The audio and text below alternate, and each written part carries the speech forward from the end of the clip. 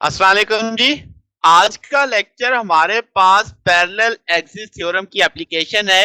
यानी आज हम देखेंगे कि पैरेलल एक्सिस थ्योरम से मोमेंट ऑफ इनर्शिया कैसे मालूम किया जा सकता है। तो आज की जो मिसाल हम ले रहे हैं वो moment of inertia of cylinder है।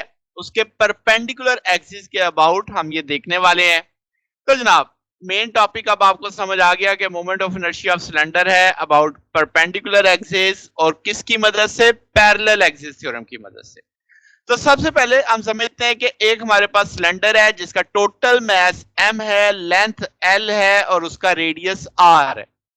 अब आपने उस सिलेंडर को समझोगे वो डिस्क से मिलके बना हुआ है। यानी बहुत सारी डिस्क इकट्ठी की हुई है, पाइल अप की हुई है, जिससे वो एक सिलेंडर शेप आई हुई है। और हर डिस्क की जो थिकनेस है वो आपको डी जेड दिखाई दे रही है, जैसे फिग में भी दिखाई दे रही है।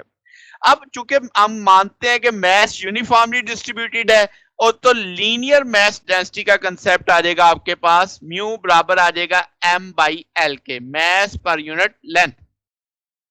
तो अगर मैं कहूं कि एक डिस्क देखो जो कितनी दूरी पे है, z दूरी पे है एक्सिस ऑफ रोटेशन से, ठीक होगी बात। तो उसका जो मैस होगा, उस डिस्क का मैस मैं स्मॉल डीएम से कह देता हूं, डेंसिटी इनटू वॉल्यूम। अब हम जानते हैं density mass per unit volume होगा और आपके पास जो वॉल्यूम है a इंटू डी जेड आ जाएगा, a फॉर एरिया। अब मैं जानता हूं एरिया दो लेंथों की मल्टीप्लीकेशन है, वॉल्यूम तीन लेंथों की मल्टीप्लीकेशन है। तो अगर मैं कहूं कि वॉल्यूम एरिया इंटू लंबाई है तो क्या एरिया एरिया से कट जाएगा?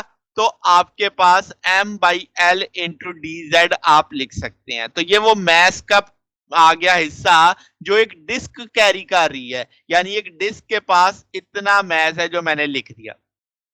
अब हमने पढ़ा था perpendicular axis theorem. Perpendicular axis theorem कहता है कि भाई आपके पास अगर कोई प्लेन ऑब्जेक्ट है तो उस प्लेन के ऊपर जो परपेंडिकुलर एक्सिस के लॉन्ग मूवमेंट ऑफ इनर्शिया होगा वो कैसे निकलेगा। उस प्लेन पे जो दो एक्सिस पर होंगे जो उस प्लेन के अंदर होंगे, जैसे यहाँ पे एक्स और वाई है, अगर आप उनके मूवमेंट ऑफ इनर्शिया को ऐड कर दो तो वो परपेंडिकुलर एक्सिस के मूवमेंट ऑफ इनर्शिया के बराबर आ जाएंगे। तो यहां पे जैसे मैंने लिखा कि भाई z एक्सिस परपेंडिकुलर है तो आपके पास x और y चूंकि उसकी प्लेन में वाक़ है तो x के गिर्द जो मोमेंट ऑफ इनर्शिया है, y के गिर्द जो मोमेंट ऑफ इनर्शिया है, इन दोनों को जमा करो तो टोटल z वाला आ जाएगा। अब सिमेट्री है तो मैं कहूंगा कि जितना moment of inertia x component x axis की वजह से बनेगा उतना वाई की वजह से बनेगा। तो मैं इस बात को यूं लिख सकता हूं कि एक्स एक्सिस वाला जो मोमेंट ऑफ इनर्शिया है वो टोटल का हाफ है, 1/2 ऑफ डी आई जेड कर दिया। ठीक होगी बात ये भी। अब आपके पास ये जो आई जेड है, ये अगर मैं डिस्क का मोमेंट ऑफ इनर्शिया लिखूं तो 1/2 डी एम आर स्क्वायर होता है। तो ये वैल्यू मैंने यहाँ पे प्लेस कर दी। तो 1/2 से मल्टीप्लाई करेगा 1/4 डीएम आर स्क्वायर आ जाएगा। बात समझ आ गई? यानी डी आई जेड की वैल्यू जो डिस्क की थी, क्योंकि मैंने अब डिस्क एक डिस्क का ठीक सोची है ना सिर्फ, तो उस डिस्क का मोमेंट ऑफ इनर्शिया यहाँ पे प्लेस कर दिया, वो आ गया। अब जो पैरेलल एक्सिस थ्योरम है वो मैं उसको अगर अप्लाई करूं तो वो टूल आप जानते हैं कि वो मोमेंट ऑफ इनर्शिया जो सेंटर से था और plus M D square, d is the distance जो दो मोमेंट ऑफ इनर्शिया के दो एक्सिस ऑफ रोटेशन के बीच में आने वाला है। तो लेट्स से हम कह देते हैं कि z दूरी पे आपकी डिस्क है, x एक्सिस के लिहाज से, पैरेलल एक्सिस थ्योरम के लिहाज से। अब मैं मोमेंट ऑफ इनर्शिया को किस पे रख रहा हूं? x पे रख रहा हूं।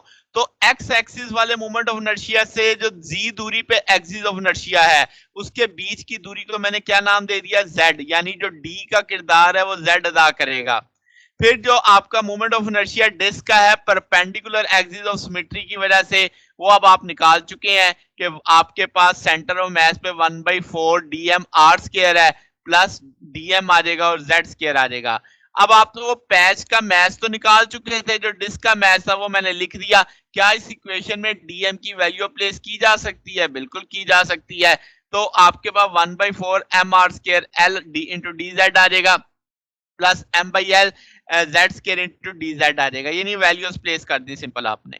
अब अगर आप इंटीग्रेट करते हो, क्योंकि आपने z जीरो एक्स एक्सिस से लेके चले हैं ना, तो जहां पे x होगा वहां से स्टार्टअप करेंगे तो जहां पे वो आपको याद है आपके परपेंडिकुलर एक्सिस थ्योरम में कहता था कि जहां पे आपके दोनों एक्सिस मीट करते हैं परपेंडिकुलर एक्सिस को, तो वो वहां पे फिर जी जीरो होगा और जीरो से लेकर एल लेंथ यानी टोटल सिलेंडर की लेंथ तक आपने इसको इंटीग्रल कर लेना है। जितनी भी डिस्क होंगी सारी बीच में आ जाएंगी। तो ये तो एक डिस्क की वजह से निकला, तो जीरो से एल आप वैल्यू प्लेस करोगे, यहाँ पे 1/4 M R square, L constant है, डी जेड अंदर आ जाएगा, एम बाई एल कांस्टेंट है, बाहर आ जाएगा, जी स्केयर इंटू डी जेड आ जाएगा। अब आपके पास आप इस इंटीग्रल लगाओगे तो साथ ही लिमिट्स लगा के एल 3/3 आ जाएगा, ये एल इस एल से कट जाएगा, इसी तरह ये एल एल स्केयर यहाँ पे बच जाएगा, 3 ले लेंगे। तो ये अब आपका टूल आ गया, ये वो मूवमेंट ऑफ इनर्शिया आया जो बिल्कुल एंड से, यानी आपके पास सिरे से लेकर आपने लिया है, यानी एंड पॉइंट से जो मूवमेंट ऑफ इनर्शिया आएगा सिलेंडर का, वो 1/4 M R square plus 1/3 M L square आएगा, जैसे आप यहाँ पे भी देख सकते हैं। अगर मैं कहूं कि नहीं जी सेंटर से देखें, तो अब आप क्या करोगे, इसे 2 टाइम कर दोगे, ठीक है। तो अब आपके पास यही फैक्टर सारा 1/4 M R square plus 1/2 M L square हो जाएगा, यानी वही सारा टूल है, बस 2 से मल्टीपल आपने उससे कर दिया। तो ये जनाब हमारे पास रिजल्ट आ गया। तो अगर आपको इसमें कोई बात पूछनी हो, डाउट हो, तो नीचे कमेंट्स में पूछ सकते हैं। वीडियो अच्छी लगी हो तो वीडियो को लाइक कीजिएगा, दोस्तों के साथ शेयर कीजिएगा, चैनल को भी सब्सक्राइब कर दीजिएगा। अब तक के लिए इतने, बाकी इंशाल्लाह फिर नेक्स्ट देखेंगे। ओके, अल्लाह हाफिज।